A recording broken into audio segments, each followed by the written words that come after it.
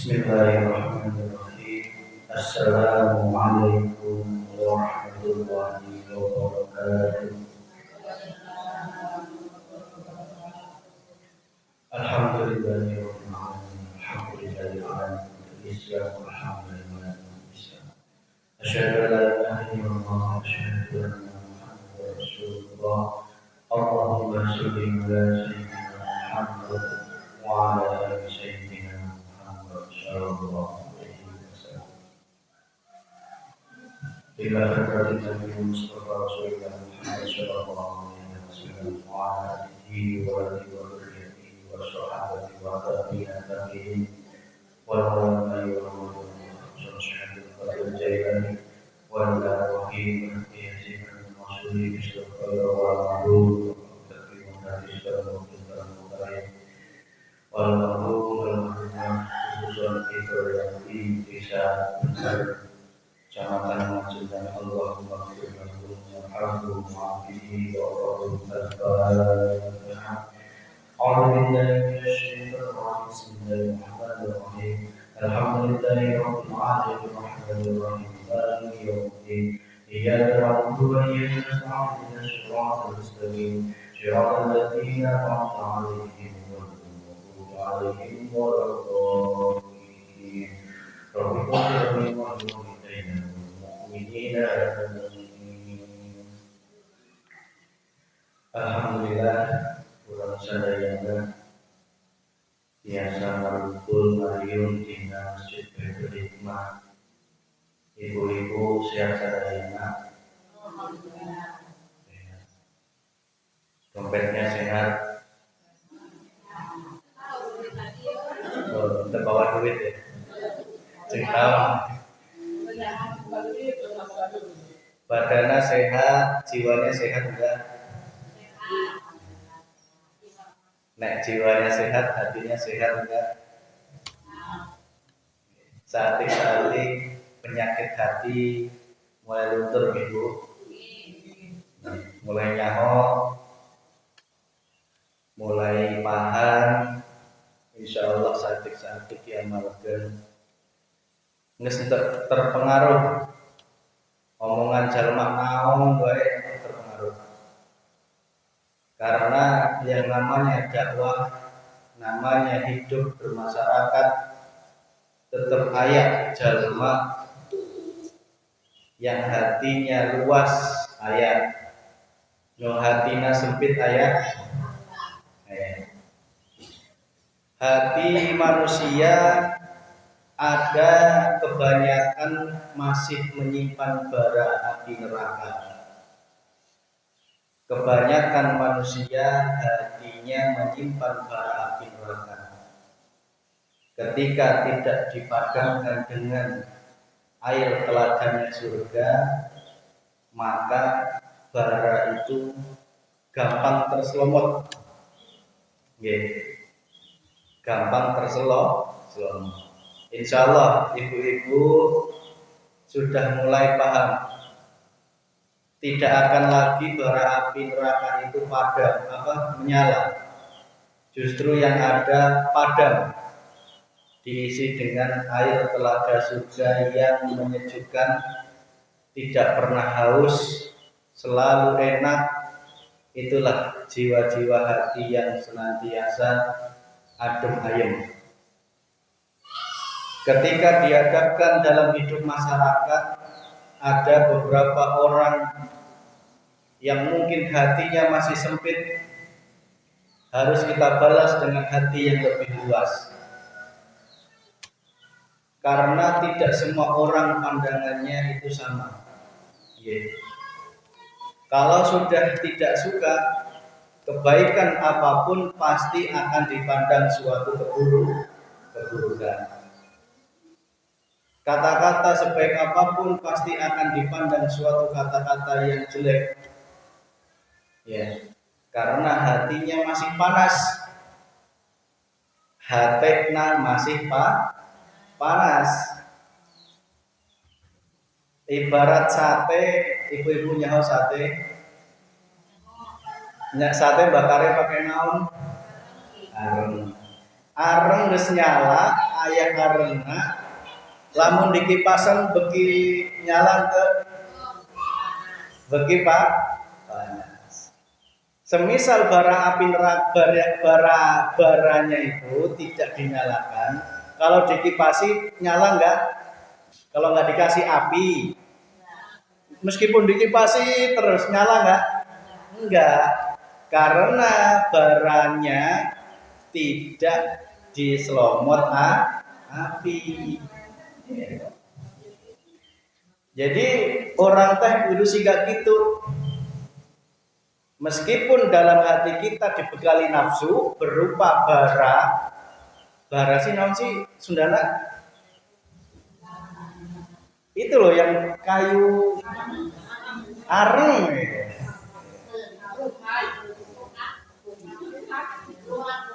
Meskipun orang sadayana dibekali nafsu kang wujudna areng, ya, tak ulangi, meskipun manusia kebanyakan dibekali nafsu kang wujud areng eta, lamun tak dislomot ku api, meskipun dikipasi moal hirup. Artinya tidak berpengaruh. Ya.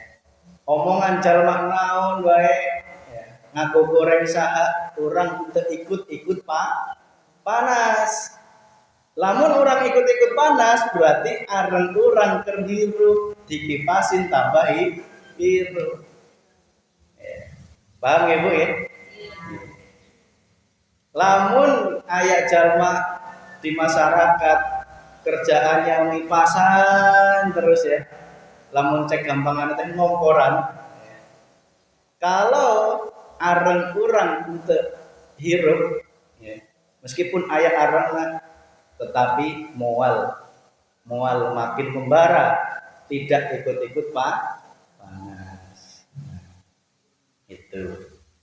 Ibu-ibu sudah semakin paham bahwa Allah itu menilai manusia, yang dinilai adalah hatinya, yang dinilai adalah perilaku hati, ya. Yang dinilai perilaku hatinya hade entah hade goreng tak goreng eta nu dinilai Gusti Allah. Perilaku jasmani berupa sholat, wudhu, naik haji, puasa dan sebagainya itu adalah sarana kendaraan agar hati manusia anjok dina akhlak nuhade. Paham ya Bu? Sholat, puasa itu bukan untuk masuk surga, tetapi untuk memperbaiki akhlak. Dengan akhlak yang baik, hati yang hade, Allah akan memasukkan hati diri kita, jiwa kita ke dalam surganya Allah. Sedangkan surga itu jangan dibayangkan nanti, itu sudah pasti. Itu sudah pasti akan ada. Yang harus kita pikirkan surga kita saat ini di dunia. Hati kita sudah tentram atau belum? Kalau hati saat ini aja kita bara apinya tadi masih kebul-kebul, meskipun jenengan sholate rajin, puasane rajin, tahajud sujute rajin, tetapi bara api arengna tadi masih kebul-kebul, angot dikipasan terus-terusan tadi istighfaran, eta masih belum diridhoi ku Gusti Allah. Berarti sholatnya belum membawa hatinya untuk mencegah perbuatan keji dan mungkar. Monggo ibu-ibu sholat di rumah, alhamdulillah. Mau ikut di masjid, lebih baik, alhamdulillah. Yang penting sholat itu membawa hati panjenengan jauh lebih baik. Gampang. Nek orang masih gampang panasan, ya, diomong saetik sewot, nggih. Diomong saetik sewot. Jalma ngomongkeun batur lain kita ikut-ikutan sebel, padahal tadina orang tak sebel. Contoh saya diomongin nih, saya ya. saya diomongin jeleknya. Meskipun kita tadinya enggak sebel sama saya, tetapi karena apa? Keselomot, jadi ikut-ikutan sebel. Itu enggak masuk akal. Itu tanda nek hati kita masih ayak bara api, masih ayak tungku areng tadi yang masih nyala. Itu kudu dipaehan dengan cara apa? Zikir sirul asror, terus laksanakan syariat, sholat, zakat, puasa tetap kita laksanakan, tetapi teruslah gemakan zikir tingkat 3, yaitu zikir sirul asror. Mulai paham guys, zikir tingkat 3? Zikir yang selalu melihat Allahnya pandangan hati. Contoh, ada orang yang ngomongin saya aja jadi contoh, saya aja ya. Ngomongin Mas Vicky. Ya. Mas Vicky itu gini gitu. Itu nek jenengan tidak memegang zikir sirul asror yang dilihat makhluknya berupa Mas Vicky, pasti akan ikut-ikutan sebel. Tetapi yang dilihat Allahnya, yang menggerakkan itu Allah, yang memberikan kekuatan itu Allah, hati tidak mungkin ikut-ikutan sebel, yang ada hati tetap adem ayem, tidak terpengaruh. Karena yang namanya orang kalau sudah nggak suka, pasti ngompor-ngompori yang lain, ya, gitu nggak? Pasti ngompor-ngompori yang lain. Tetapi nek hati kita sudah paham, yakin, semua ini penggawaian Gusti Allah, ya biarin. Belum tentu juga apa yang disampaikan itu benar. Ya, belum tentu yang disampaikan benar. Maka hati-hati ketika kita di masyarakat mendengar suatu berita, katakanlah si A, si B, itu cek dulu, cross check dulu. Jangan sampai ikut ke dalam fitnah yang itu jauh lebih kejam daripada pembunuh. Si A ngomong kebaikan. Contoh, si A ngomong kebaikan, nuturi kebaikan. Si B yang mendengarkan, kalau hatinya masih bara apinya membara, meskipun yang disampaikan suatu kebaikan, pasti akan merasa merasa tersakiti, merasa tersinggung, merasa tersindir, ya, tidak suka apa yang disampaikan.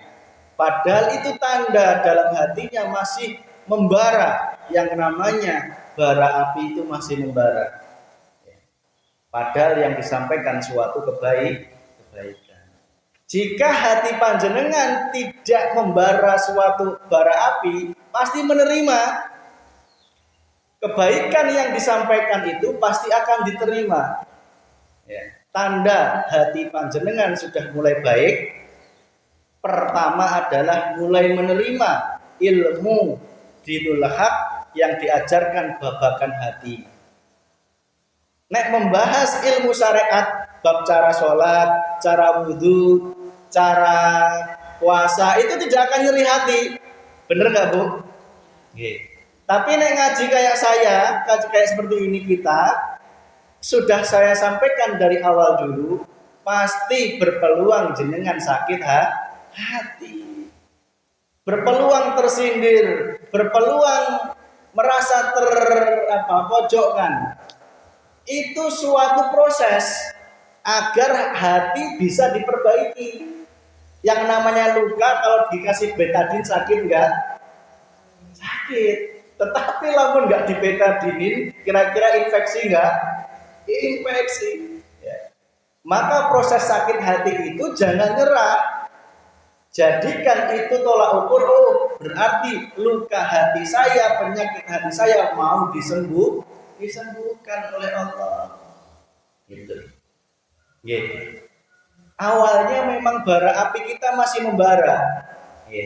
Tetapi kita ikuti terus, insya Allah semakin tersirami air telaga surga Firdaus dengan air telaga itu, insya Allah bara apinya akan padam, tidak akan lagi nyelomot. Maka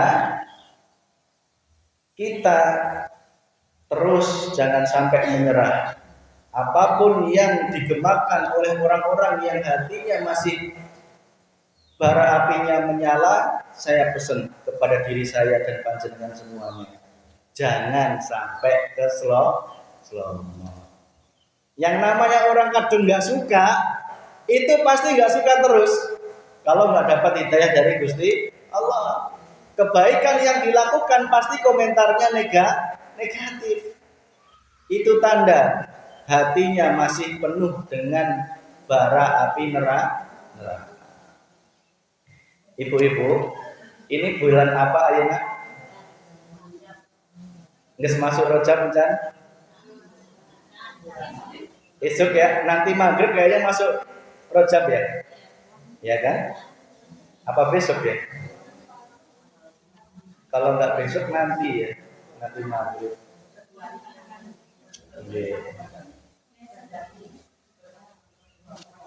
Sore ini saya tidak akan masuk bab yang kemarin teruskan tentang Asmaul Husna, ya kan? Sore ini insya Allah kita ulas sedikit dalam rangka menyongsong bulan Rajab. Selama bulan Rajab ini kita bahas terus tentang Rajab, tentang kejadian apa di bulan Rajab? Peringatan Isra Mi'raj. Kita perdalam. Yang dulu tahunya Isra Mi'raj seperti apa, insya Allah kita akan diberikan ilmu oleh Allah. Semakin paham dalamnya Isra Mi'raj. Allah berfirman, kita dengarkan dulu ya Bu ya, dalam surah Al-Isra. A'udzu billahi minasy syaithanir rajim. Bismillahirrahmanirrahim. Subhanalladzi asra bi'abdihi laylan minal masjidil haram ilal masjidil aqsa alladzi barakna 'alaihi linuriyahu min ayatina innahu huwas sami'ul basir.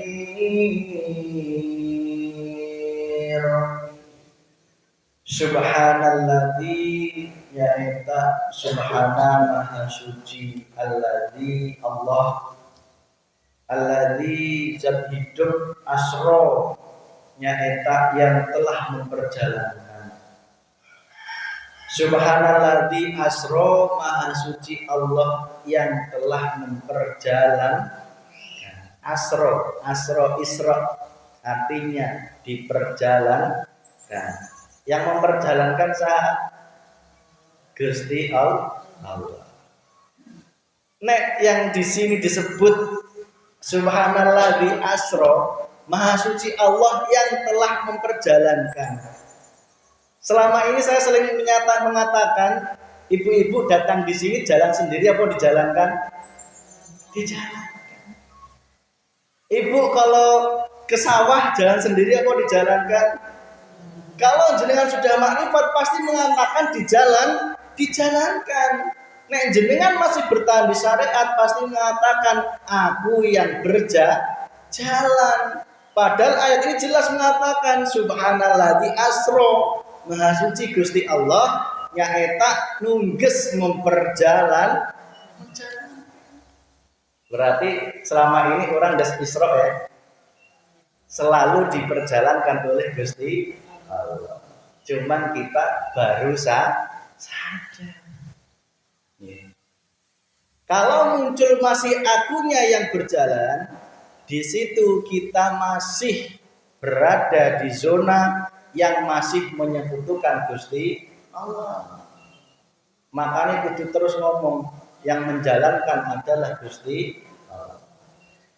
Subhanalladzi asra, maha suci sapa itu yaitu Gusti Allah asra nungges memperjalankan bingabdihi hambanya. Bingabdihi artinya hambanya. Kalau dalam konteks surat Al-Quran ini menceritakan Nabi Muhammad itu hambanya Gusti Allah. Ayat ini juga terus berlaku sampai saat ini dan seterusnya, bahwa yang memperjalankan hambanya itu Gusti Allah. Enggak ngomong kosong. Oke. Mas Vicky, mana dalilnya yang katanya jalan itu diperjalankan Gusti Allah? Ini dalilnya. Subhanalladzi asra bi'abdihi. Maha suci Allah yang telah memperjalankan bi'abdihi, hambanya. Kalau yang sudah merasa menjadi hambanya Gusti Allah, sadar kalau dirinya itu hanya diperjalankan oleh Gusti Allah. Kalau masih belum betul-betul menjadi hambanya, masih jarene aku itu hambanya Gusti Allah, pasti belum sadar ke situ. Karena itu masih katanya ngaku-ngaku aku hambanya Gusti Allah, tetapi hati belum sadar bahwa yang telah memperjalankan itu sebenarnya Gusti Allah. Paham Ibu?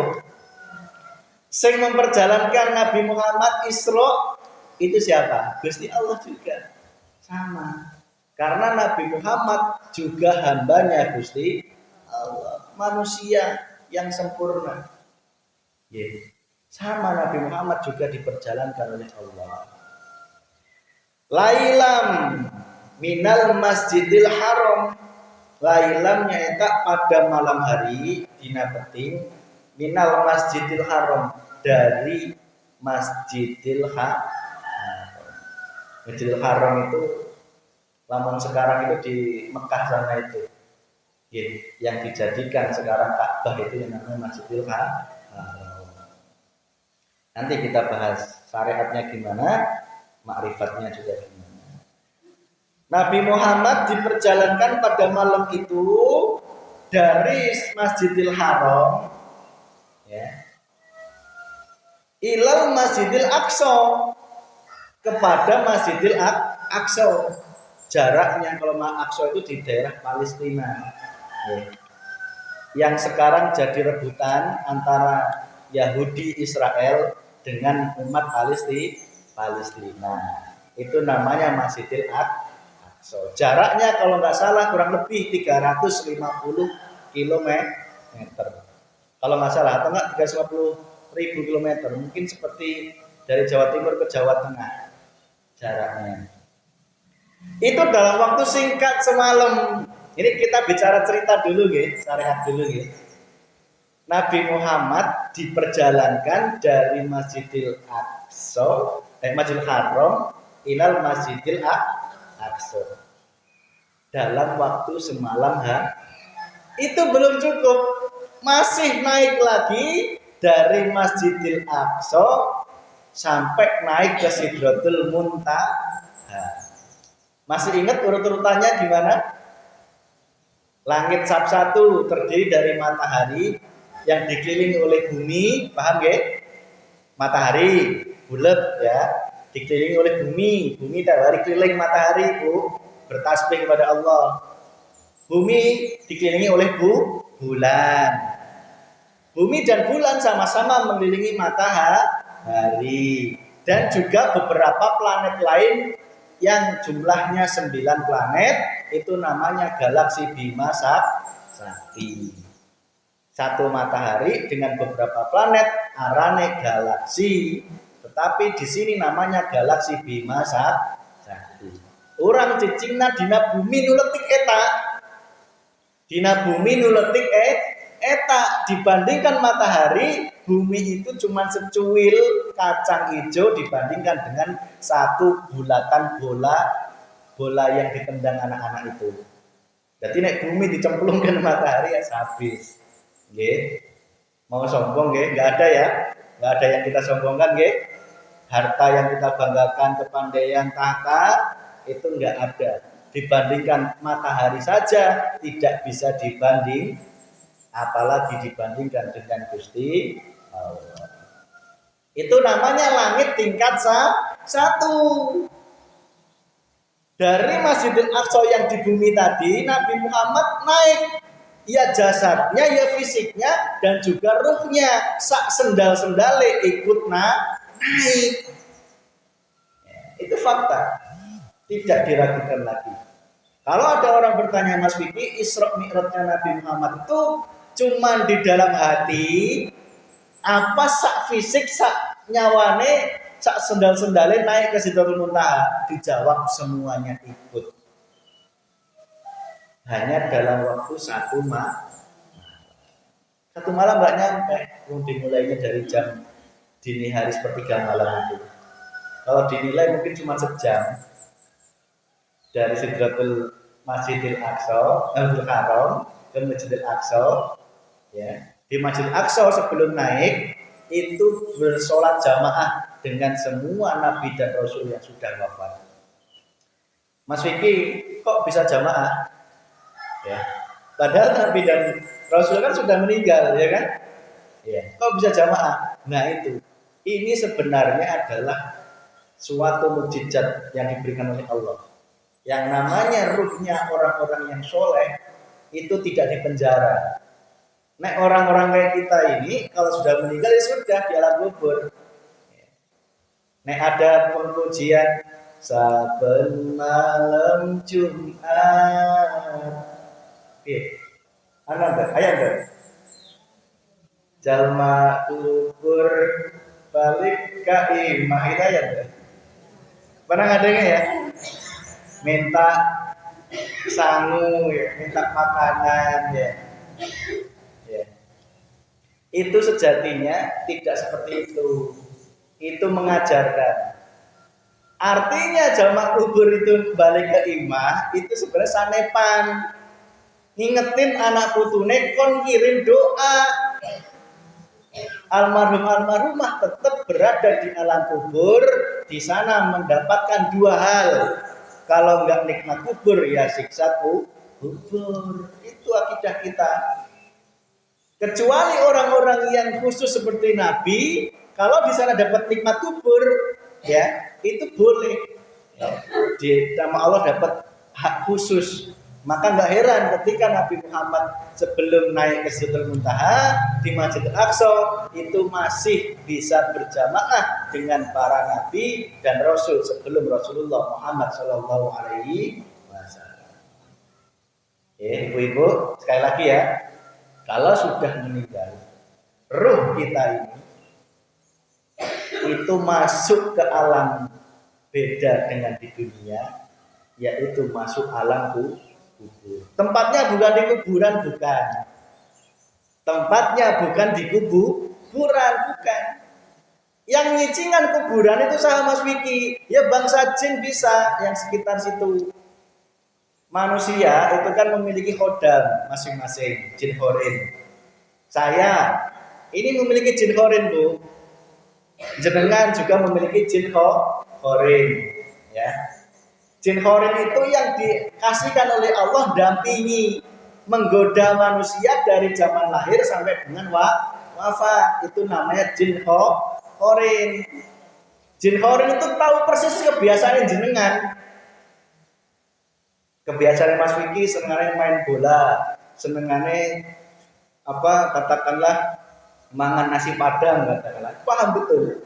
Itulah yang namanya jin khorin. Kalau ada yang namanya hantu mirip si A yang meninggal, itu ya kerjanya jin khorin ini. Ya, hati-hati ini jangan tertipu ya, saya sampaikan. Ruh kita, jiwa kita itu sudah di alam kubur, nggak bisa balik ke alam dunia, nggak bisa. Di ayat Al-Quran sudah dikatakan mau minta balik kayak ngapa nyembah Gusti Allah orang dikasih, nggak dikasih. Gusti, aku getun tuh ya. Hanjakal bareto pas hirup untuk daikan sodako, untuk daikan sholat, untuk daikan baik ke tetangga. Hanjakal Gusti, cek Gusti Allah untuk tidak ada ampun dan kesempatan bagimu untuk kembali ke dunia. Jelas ayatnya. Lah terus Mas Vicky kalau ada bebegi mirip Mbah Sapa. Itu kerjaan jin koren tadi, Bu. Ulah sampai salah. Kok ada yang ganggu anak kecil, itu bukan simbahnya yang asli. Mohon maaf ya jika ada perbedaan keyakinan mungkin selama ini dipahami, mohon maaf, bukan berarti saya menyalahkan, enggak. Saya yang menyampaikan akidahnya umat Islam seperti itu. Sumbernya adalah Al-Qur'anul Karim. Kok ada yang anak kecil rewel keganggu? Ya betul, keganggu betul. Bisa jadi betul, tetapi yang mengganggu bukan bah aslinya, tetapi jin khorin bahnya. Itu namanya jin nasab, turun temurun. Nah terus biar gak terganggu gimana Mas Wiki? Gampang, sholatnya sing rajin, rumahnya dingajiin, puasanya sing rajin, sedekah sing rajin, ngirimi leluhur.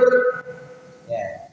Nek leluhure ayam di sana, nikmat kuburnya, hidup kita di dunia juga pasti nikmat. Ya. Nggak perlu repot-repot jenengan. Ya, nggak perlu repot-repot menghadapi seperti itu. Kalau ada anak rewel, gampang. Jenengan langsung sholat, nyuwun Gusti Allah. Kalau bisa wudu, anaknya dibasuh dengan air wudu. Ya. Kalau bisa dingajiin terus, dikirimi Al-Fatihah leluhurnya, nanti jin korinnya atas ridho Allah tidak akan didatangkan untuk mengganggu anak kecil. Jadi jangan sampai ada pemahaman akidah yang yang selama ini harus diluruskan. Jadi mohon maaf sebelumnya, jika ada perbedaan bukan berarti saya menyalahkan saudara kita yang mungkin beda pemahaman. Silahkan. Saya juga tidak memaksa panjenengan untuk mengikuti akidah yang kami ajarkan. Intinya adalah yang namanya ruh manusia ketika sudah lepas dari jasad itu dibawa untuk mempertanggungjawabkan di alam kubur. Tidak ada kesempatan baginya untuk kembali ke dunia, ya apalagi ganggu anak kecil. Yang ganggu itu jin khorin tadi, Bu. Lah kok ngerti, baik biyen senengane udut, kopi sing pahit, ngerti wong jin khorin itu dampingi terus. Nggak usah heran. Ngerti kebiasaannya tukang gibah, kebiasaannya tukang ngerti persis karena dia selalu 24 jam nempel dalam hidup kita. Jin khorin itu bisa ngaku-ngaku sebagai para leluhur kita. Ya, mohon maaf ya jin khorin, nggak tak bahas hari ini. Mohon maaf, saya nyebut jenengan. Ini dalam rangka ilmu. Jangan tersinggung ya para jin khorin ya. Kita sama-sama makhluk Gusti Allah. Kita sedang. Itu ya Bu ya, paham ya. Maka Rasulullah, kita kembali ke Rasulullah, bisa jamaah dengan para nabi Rasul karena apa? Kalau ruh itu sudah diberikan nikmat oleh Allah di alam kubur, itu bebas untuk dipenjara. Yang nggak bisa balik kenapa? Karena dia dipenjara selama hidupnya, tidak beramal, tidak bermakrifat kepada Allah, menolak ajaran yang disampaikan untuk dinul haq, membawa hati menuju Gusti Allah, itu ditolak mentah-mentah. Merasa sudah cukup, merasa sudah alim, merasa sudah hebat, tetapi hatinya kosong dari nilai untuk bermakrifat kepada Gusti Allah. Sing di alam kubur mendapat siksa, ya jelas nggak mungkin boleh keluar dari penjara. Gampangannya gitu loh Bu. Nek sing nang alam kubur dapat nikmat, nah ini yang spesial. Para nabi dan rasul diberikan kesempatan oleh Allah kemana saja keinginannya, tidak ada halangan. Itu bedanya. Maka jika kita ingat kepada leluhur kita, orang tua kita, terus doakan agar di alam kubur tidak mendapat siksa kubur, tetapi mendapat nikmat kubur. Caranya apa? Terus kita doakan. Anak yang soleh, pahalanya ngalir sampai dengan di alam kubur. Betul nggak itu hadisnya? Betul. Jangan sampai ada pemahaman gini, jalma mah ulah sering-sering ngajikan kolot, gimana Pak? Bikin gering. Nah, itu ya, hati-hati. Ya. Eta sering ngajiin kolot tak malah sering gering ya. Enggak ada hubungannya. Gering ya gering, ngajikan ya ngajikan sebagai wujud bakti kita kepada orang tua. Ketika sudah meninggal, kewajiban kita adalah ngiriman doa. Mas Vicky kiriman doa kudu pakai Al-Fatihah, Yasin, apa pakai cara yang zaman dulu? Ora apa-apa. Ya. Sing penting mendoakan. Mau pakai bahasa Sunda, mau pakai ikrar, mau pakai Al-Fatihah, ora apa-apa. Sing penting Gusti Allah itu tahu kabeh. Ya. Bahasa Sunda sing penting memintakan ampun. Ya, kalau mau pakai bahasa Sunda sing penting memintakan ampun. Yang dibutuhkan mereka itu adalah ampunan dari Gusti. Kenapa selama hidupnya di dunia mungkin lupa tidak minta ampun kepada Gusti Allah. Itu. Monggo mau pakai bahasa Sunda, ya, mau minta bantuan yang nikrarkan katakan enggak apa-apa. Yang penting hati kita nyata mendoakan kepada kedua orang tua. Monggo. Saya tidak fanatik. Mau pakai sen Yasin Al-Fatihah, ya ora apa-apa. Mau pakai sen bahasa Sunda, ora salah. Ya, yang penting hati kita selalu mendoakan kedua orang tua. Bentar lagi tetap Rejab nopo? Bulan Ruah. Monggo, ibu-ibu yang ruahannya biasanya pakai yang cara apa? Enggak masalah, monggo. Mau ikut cara Yasin Fatihah, ya monggo. Saya tidak melarang, menyalahkan. Sing salah ketika tidak mendoakan orang tuh kelas begitu saja. Ruah ora eling wong tuane, ora ngaruhaken, ya. Puasa ora puasa. Lebaran enggak ingat orang tuanya sudah meninggal. Itu baru yang dinamakan jauh dari rasa syukur atas nikmat Allah Subhanahu. Kok besok pas ruahan mau dua-duanya ya boleh. Caranya gimana? Insya Allah di masjid kita adakan bareng-bareng secara jamaah. Kok di rumah masih mau mengadakan, nggak masalah. Kita yang saling menghargai, yang saling enak, tujuannya sama, yaitu mendoakan kepada kedua orang tua. Bisa dipahami, Ibu? Oke. Itu berarti ruh manusia ketika sudah meninggal cicingnya dina di alam kubur. Nunggu hari kebangkitan ketika ditiupkan sangkakala, yaitu pada hari kiamat. Kok siksa di kuburnya sudah habis, mending tidak akan disiksa di surga karena sudah Jadi 3, Bu. Punten. Mempertanggungjawabkan manusia itu pertama di dunia. Nek dia sudah diresiki sama Gusti Allah di dunia, terus resik itu tidak akan dibersihkan di alam kubur. Nek salah kubur lolos, tidak mungkin di alam akhirat disiksa oleh Gusti Allah. Makanya di dunia ini cepet-cepetlah istighfar, berbanyak mohon ampun kepada Gusti Allah, agar di alam kubur kita tidak disiksa oleh Allah. Nah, ning alam kubur wis enteng, ning alam akhirat langsung bablas. Langsung bablas menuju surga nih Gusti. Gitu. Jadi semua umat Rasulullah dijamin masuk surga. Cuman disiksanya mau di dunia. Di dunia siksaannya berupa apa, Mas Vicky? Kita mungkin diberi sakit, itu bersyukur dalam rangka kita dibersihkan dosa kita oleh Allah. Ya, diberi musibah, diberikan sesuatu yang tidak enak, itu dalam rangka kita dihapuskan dosa kita selama hidup kita di dunia daripada disiksa di akhirat yang abadi. Di akhirat itu abadi, nggak ada kesempatan, guys, nggak ada kesempatan. Gitu ya Bu ya. Kembali dari Masjidil Haram menuju Masjidil Aqsa. Naik Langit bumi 1 dibandingkan langit tingkat 2 itu seperti cincin di atas luasnya padang Pak letik.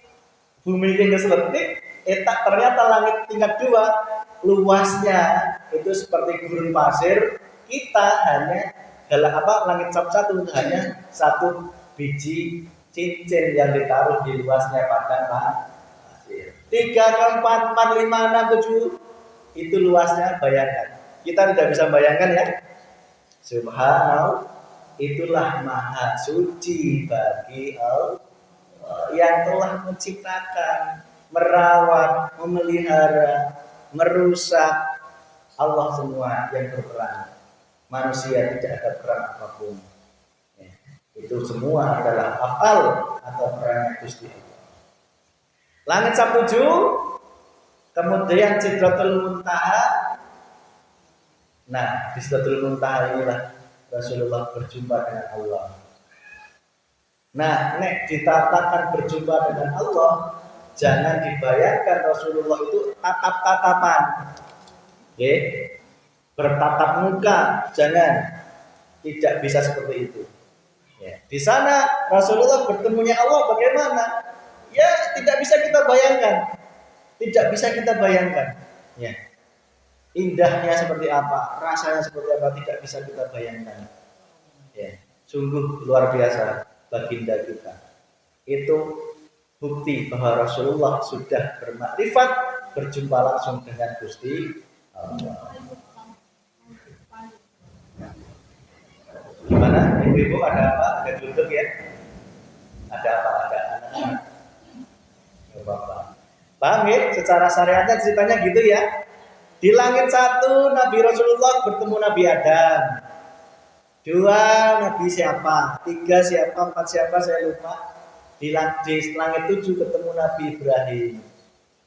Di Nabi Ibrahim di Sidratul Muntaha Rasulullah berjumpa dengan Allah, menerima perintah yaitu sholat. Sholat itu awalnya bukan 5 waktu ya. Kalau nggak salah 50 waktu. 50 waktu ya.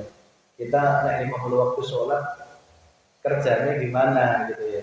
Akhirnya Nabi Muhammad turun ke Nabi Ibrahim di langit 7.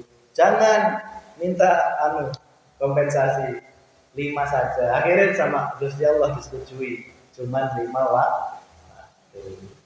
Tetapi maksudnya dibikin 5 waktu, Bu, bukan berarti kita meninggalkan sholat selama 24 jam. Tidak. Makanya kita ajarkan sholat syariat 5 waktu, betul nggih? Sholat hakikat selama 24 jam. Hati nyambung terus ke Gusti Allah. Dihadapkan apapun sing dilihat Gusti Allah. Itu sholat yang dimaksud 50 waktu itu. Diringkas sholat syariatnya cuman 5 waktu. Kita lanjut terus pertemuan yang akan datang. Karena bahas Isra Mi'raj ini tidak cukup 1 atau 2. Kita pelan-pelan Ibu ya. Sing bab Gusti Allah, iman kepada Allah tentang Asmaul Husna yang baru dapat apa kemarin? Ya Rahman, Ya Rahim, Ya Malik, Ya Kudus ya. Baru dapat 4 ya. Itu kita lanjut setelah pembahasan Isra Mi'raj selesai kita bahas. Terakhir, sebelum kita akhiri, intinya adalah ketika Rasulullah diperjalankan oleh Allah Isra dan Mi'raj, itu kira-kira itu hanya menjadi cerita apa tuntunan? Saya ulangi. Ketika Rasulullah diperjalankan oleh Allah dari Masjidil Haram, Masjidil Aqsa dan Sidratul Muntaha balik lagi, itu kira-kira cukup jadi cerita apa jadi tuntunan? Ya? Tuntunan. Berarti itu sejatinya kita harus Isra Mi'raj juga. Harus Isra Mi'raj juga. Tadi di awal sudah tak singgung, berarti kita sudah Isra ya. Ingat tadi ya, sadar hati sudah diperjalankan Gusti Allah. Nanti kita bahas apa yang harus kita lakukan. Inti dari Isra Mi'raj, berjumpanya Rasulullah kepada Gusti Allah, berarti makrifat nggih? Makrifat. Rasulullah berjumpa Allah ya sak ragane, sak nyawane, sak sendal-sendale ikut berjumpa Gusti Allah. Kira-kira berarti Mas Vicky kita harus naik ke langit 7 sana? Ya, apa gitu? Enggak. Yang dimaksud adalah hati kita harus juga bermakrifat kepada Gusti. Itu dalil ini bukti bahwa ilmu makrifat itu juga diajarkan oleh Kanjeng Nabi Muhammad Shallallahu Alaihi. Itu sebenarnya ngajari makrifat, kenal maring Gusti Allah. Sebelum Rasulullah berjumpa Allah, ada syarat-syaratnya. Sebelum kita bermakrifat kepada Allah, ada syaratnya. Apa itu? Ketika Rasulullah di Masjidil Haram sebelum berangkat, ada peristiwa apa ingat? Kan Pak Kiai sering cerita, ada peristiwa apa sebelum berangkat? Nabi Muhammad dadanya dibelah, diambil hatinya, disucikan sama malaikat Jibril. Ya. Coba, itu sebenarnya sanepan, ngajari kita. Rasulullah itu sebelum berjumpa Allah, itu awal-awalnya hatinya kudu dibersihkan terlebih dahulu. Ya.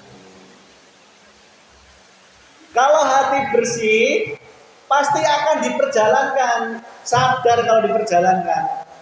Kalau hati masih penuh dengan kemusyrikan, sadar enggak kalau kita diperjalankan? Enggak bakal sadar.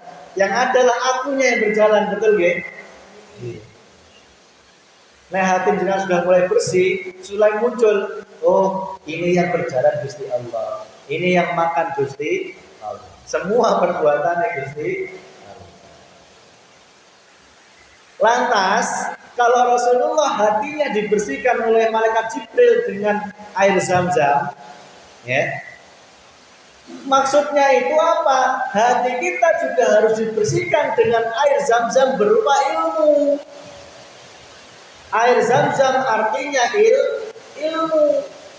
Kalau hati pengen bersih, harus dibersihkan dengan air ilmu. Artinya kudu rajin ngaji. Kalau nggak rajin ngaji, angel bu bersihnya hati itu angel. Karena orang paham, karena tidak paham. Air Zam-Zam harus membersihkan hati kita. Air Zam-Zam itu sejatinya dari air telaga yang saya ceritakan tadi, ya. Hati untuk memadamkan bara api neraka.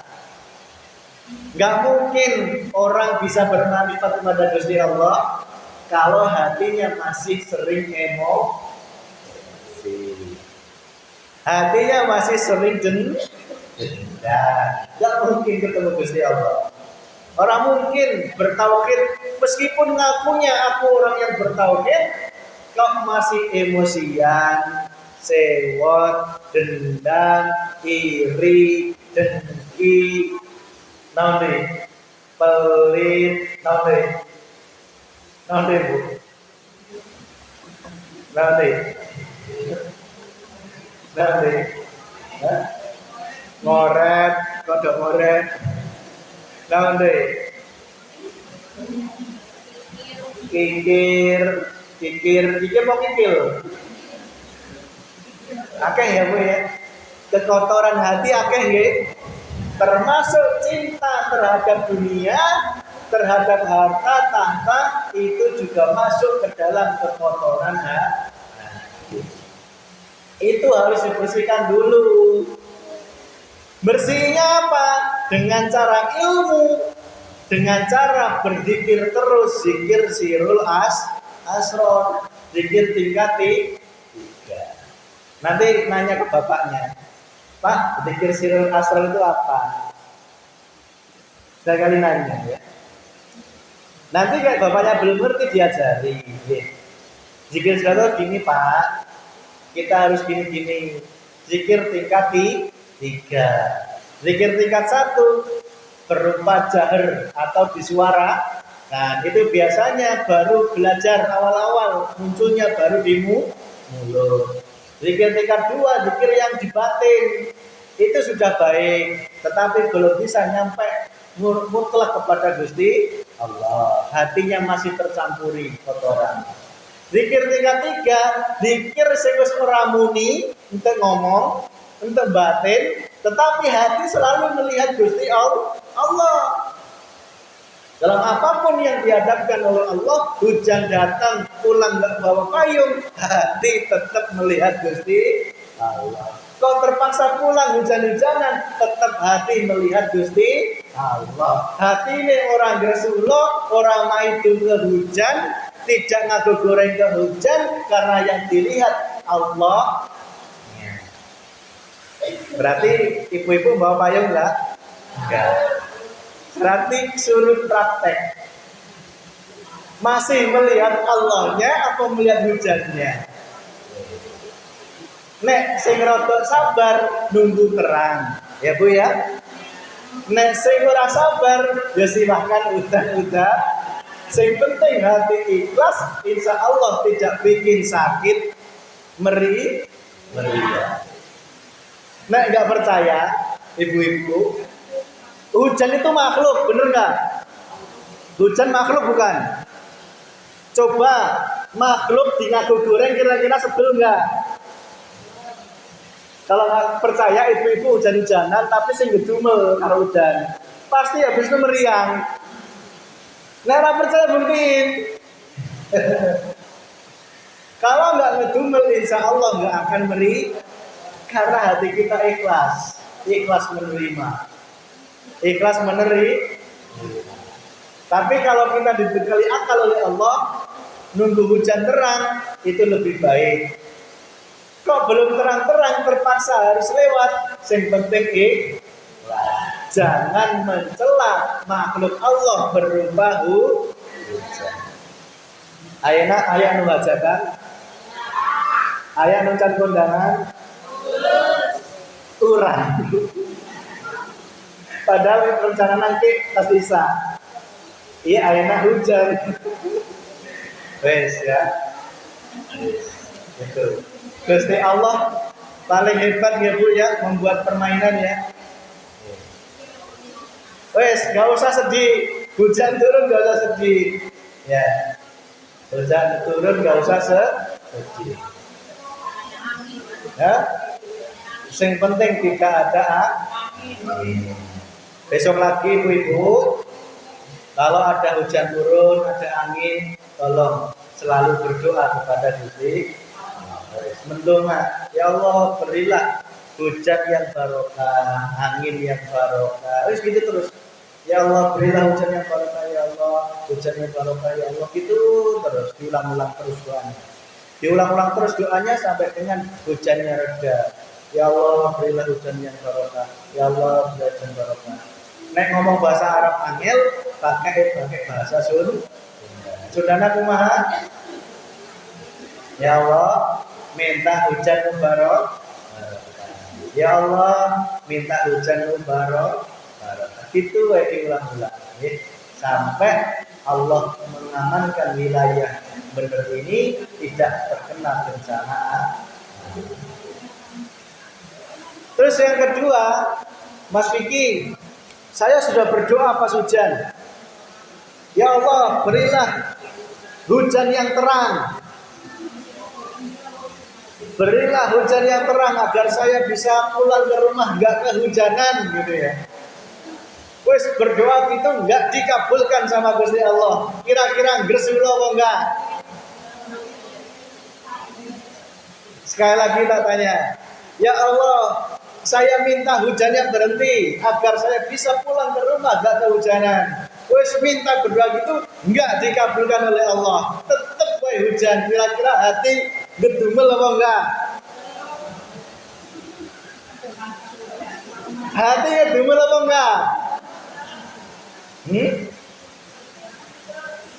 Kalau hati yang sudah menerapkan zikir sirrul asghar tidak akan gedung. Wes, yakin Gusti Allah selalu memberikan yang terbaik. Ya Bu ya. Karena apa?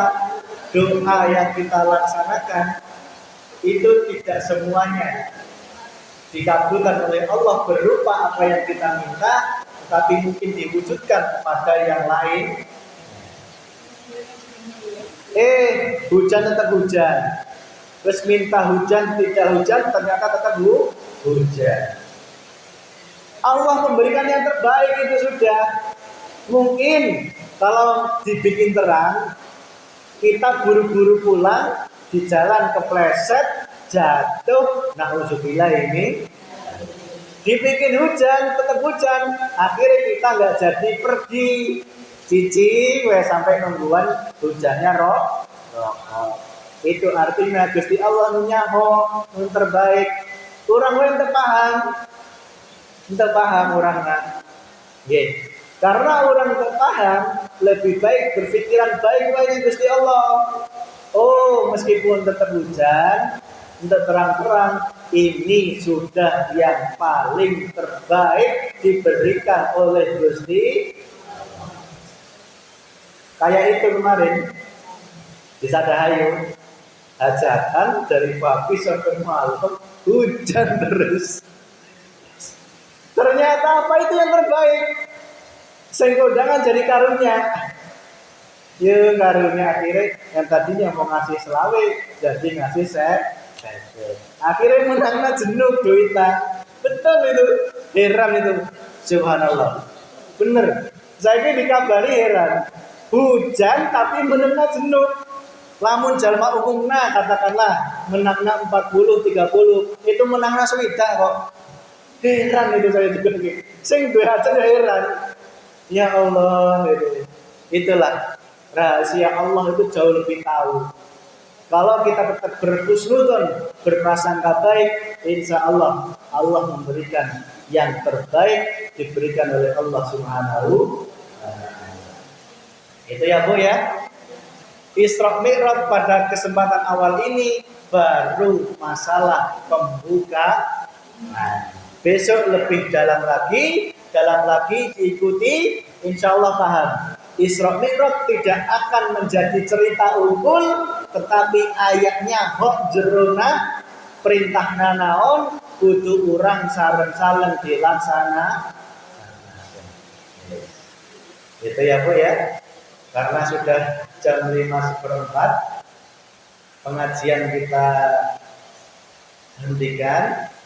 Kita lanjut pertemuan yang akan datang. Kalau ibu-ibu mau tetap cicing ibu silahkan. Mau pulang robos silahkan. Monggo. Yang penting saya pesen. Yang penting pesen. Ojo gresu. Tak ulangi ya Bu ya. Saya pesan ibu-ibu kepada saya dan ibu-ibu, apapun yang dihadapkan oleh Allah, enak tidak enak, hujan ke hujan, duit gak duit, sehat gak sehat, digaduk-gaduk ke enak rah enak, tetep dirasake tetep ojo gresu loh. Ojo paidu menyang Gusti Allah. Itu tetap yang diberikan oleh Allah sudah pasti yang terbaik. Itu ciri hati yang sudah makrifat mengenal Gusti. Nek isih ono kiai protesan, itu berarti belum makrifat. Cirinya itu. Ngaji atau atuh dikasih amplop pura-pura pacitan dia balik na kehujanan. Itulah masih gitu. Berarti deweknya masih belum makrifat. Tingkatannya masih tingkatan sare. Kulit tahu. Itu Bu ya. Cirine orang tahu protesan wis itu. Orang tahu Rasulullah, orang tahu protes, tidak sedih, tidak takut. Pertemuan ayeuna di amplopan 100.000. Berarti besok saya ngajinya 2 jam. Kok besoknya lagi tak buka cuman 50.000. Tak cepetkan ngajinya cuman 1 jam. Berarti itu ngajinya masih karena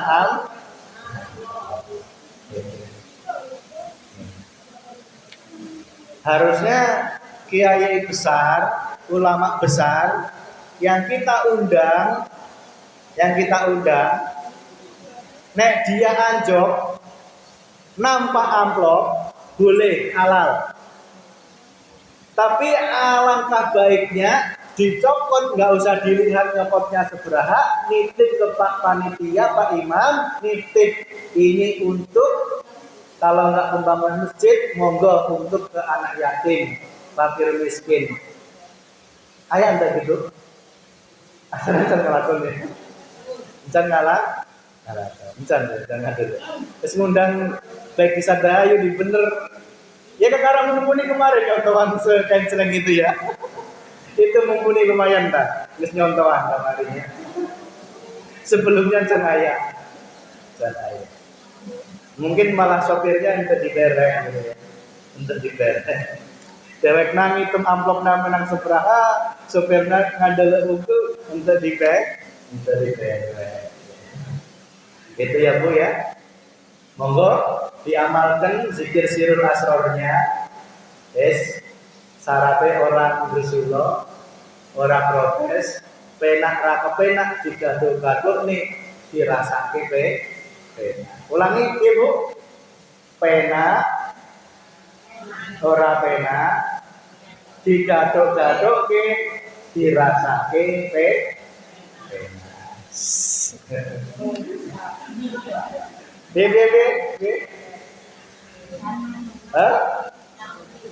Oh iya.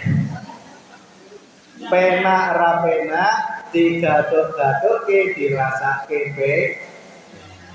Duit ra duit digaduk-gaduk ke rasane tetep duit. Sehat ora sehat digaduk-gaduk ke rasane tetep sehat. Atine tetep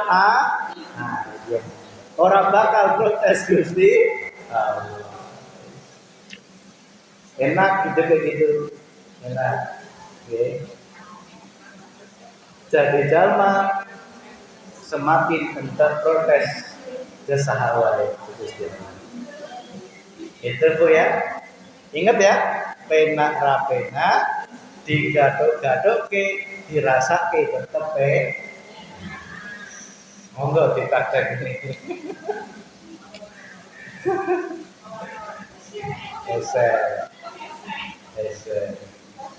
Meskipun pesan saya siji, ojo sampai nyerah.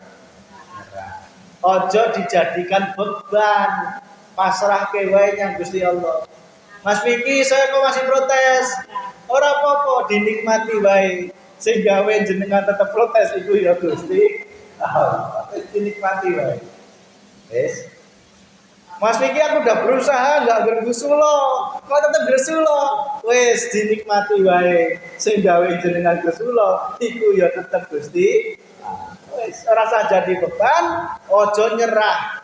Terus diusahake. Insyaallah mati kita mati yang husnul khotimah.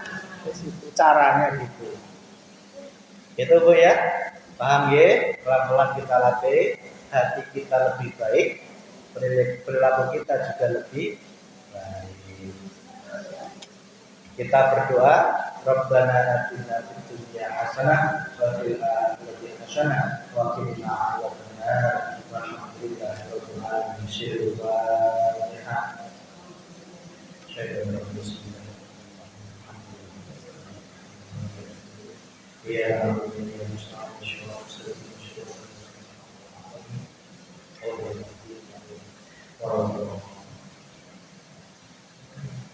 Demikian waktu itu saya bahas. Wassalamualaikum warahmatullahi wabarakatuh.